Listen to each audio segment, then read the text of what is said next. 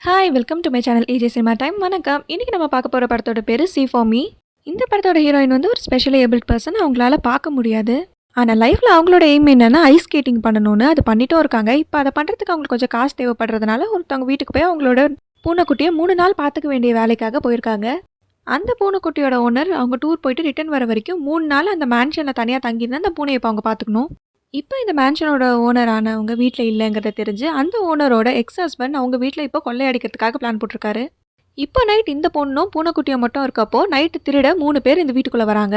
சத்தம் கேட்டு ஹீரோயின் இருந்து பார்க்குறப்போ அவங்களோட சவுண்ட் கேட்கும். அதனால இவங்க அலர்ட் ஆகி ஒரு இடத்துல ஒளிஞ்சிட்டு ஹீரோயின் கிளம்புறப்பே அவங்க அம்மா ஒரு ஆப் பற்றி சொல்லியிருப்பாங்க. இந்த மாதிரி பார்க்க முடியாதவங்களுக்காக ஹெல்ப் பண்ணுற ஒரு ஆப்பை அதில் கால் பண்ணி ஹெல்ப் கேட்பாங்க.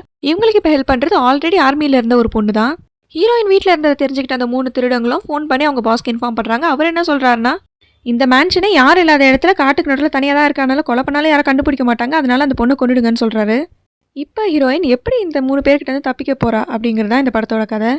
இந்த படம் யூடியூப்பில் இருக்குது. தமிழ் டப்லேயே அவைலபிளாக இருக்குது. நீங்கள் இந்த படத்தை ஆல்ரெடி பார்த்துருந்தீங்கன்னா கமெண்ட்டில் சொல்லுங்கள். இந்த வீடியோ பிடிச்சிருந்தா லைக் பண்ணிக்கோங்க. நம்ம சேனலை சப்ஸ்கிரைப் பண்ணிக்கோங்க. பக்கத்தில் இருக்க பெல் ஐக்கானை கிளிக் பண்ணிக்கோங்க. அடுத்த வீடியோவில் பார்க்கலாம். அது வரைக்கும் tata bye bye from AJ Cinema Time. வணக்கம்.